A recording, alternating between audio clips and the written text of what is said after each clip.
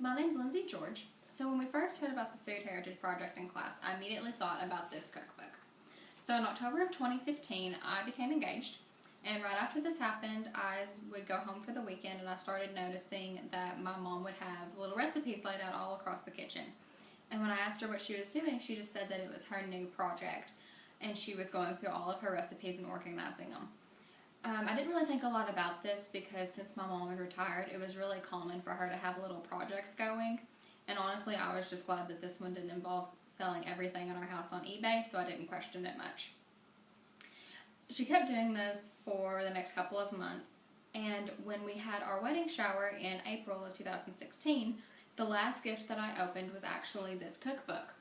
Mom then explained that all that time while she was organizing her recipes, she was actually compiling all of the family recipes from both of my grandmothers, my aunts and my uncles, and all of the recipes that she'd cooked during my childhood, and she'd compiled them into this cookbook to give to me. So out of all the gifts that we received at our wedding showers, I feel like the cookbook is the most special to me just because of the amount of work that my mom put into making it. And out of all the recipes that she included in the cookbook, one of my favorites is the recipe for chocolate chip muffins. So growing up, my mom was a kindergarten teacher and my dad was a high school principal. Dad had the job of getting to school early in the morning and getting the school ready for the day, so he would always leave and my mom would have to get the kids ready for work and feed us breakfast.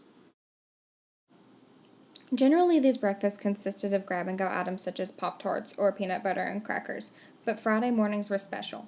Every Friday morning, my mom would get up and make us chocolate chip muffins. When we were younger, these muffins would be out of a package, but as we got older, my brother could eat a package of muffins by himself, so Mom had to find other options. So my mom, being the awesome mom that she is, actually sat down and made her own recipe for chocolate chip muffins. This new recipe would allow her to make a large batch of muffins inexpensively that could feed my very hungry brother and me. She has since adjusted the recipe so that it can now feed our growing family when my husband and I come home on the weekends to visit. I recently learned that this Friday morning tradition of chocolate chip muffins was also very important to my brother. I had gone home on a Thursday night for an early weekend visit, and the next morning when I came downstairs, my brother was the only one up. He was in the kitchen making something, and when I asked him what he was doing, he simply turned around, looked at me, and said, "It's Friday morning. It's muffin morning." Jonathan does not cook at all, so I thought that this was cool to show just how important this recipe is to our Friday morning traditions. When you think of a muffin, I'm sure you think of a quick bread muffin. These muffins originated in America and became popular in the early 19th century. What I didn't know about muffins in the U.S. is that many states actually have an official muffin. For example, the state of Minnesota's official muffin is the blueberry muffin, and New York's official muffin is the apple muffin.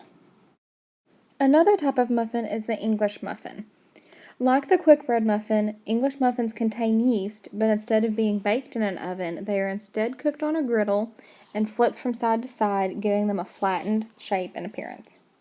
The muffins that I will be making, though, will be traditional American quick bread muffins.